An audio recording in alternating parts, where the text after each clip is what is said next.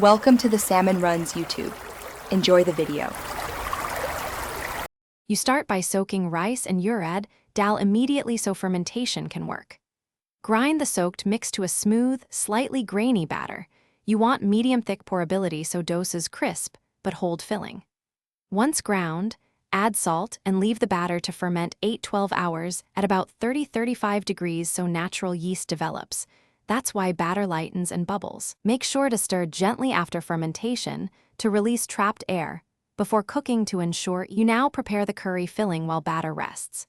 Temper mustard seeds and curry leaves in hot oil to bloom flavors, then sauté onions and green chilies until translucent. This layering builds taste.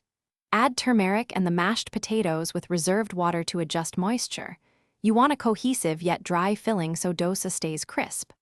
Once combined, season with salt and a pinch of sugar to balance.